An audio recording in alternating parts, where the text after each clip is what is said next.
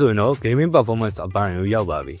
ဒီဖုန်းမှာ MediaTek Dimensity 8350 Ultimate 4 nanometer ကိုသုံးထားပါတယ် Antutu score မှာဒီကောင်က15သိန်းခွဲကျော်ရတာပါတယ်ဒါကဖုန်းမြန်နေဆိုတာထက်ကိုဖွင့်ထားတဲ့ app တွေကမှမေ့သွားရလောက်တဲ့အထိမြန်တယ်လို့ပြောလို့ရပါတယ် Mobile Legends ဆိုတဲ့အခါမှာ117ကနေ120 fps ဝန်းကျင်မှာပဲဒီကောင်ရဲ့ frame ကညိနေတယ် 5vs5 ဘယ်ဆိုင်တဲ့အချိန်မှာတော့မှ frame drop ဖြစ်တာမျိုးကမရှိသလောက်ပါပဲ PUBG မှာဆိုရင်လည်း smooth extreme setting နဲ့ 90fps ကို AAC ဆော့လို့ရတယ်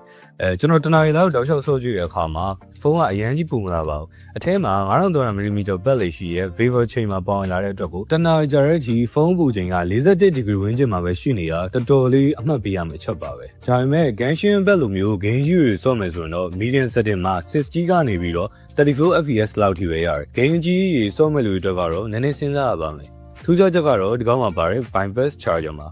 ဖုန်းအသွင်းရင် game ဆော့တဲ့အခါမှာ battery ကိုအားမသွင်းပဲဆက်စီကိုဓာတ်အားကျွေးတာပါဒါက battery မပူအောင်နဲ့ battery တက်တမ်းမပြတ်စီအောင်ကာကွယ်ပေးထားပါတယ်ခင်ဗျားတို့ game ဆော့နေတဲ့ဖုန်းကမီးဖို့ကြောင့်တဲဟိုလိုမျိုးပူလာမျိုးကြုံမှုကြလားဒီ feature ကအဲ့ဒီပြဿနာကိုအကောင်းဆုံးဖြေရှင်းပေးမှာပါ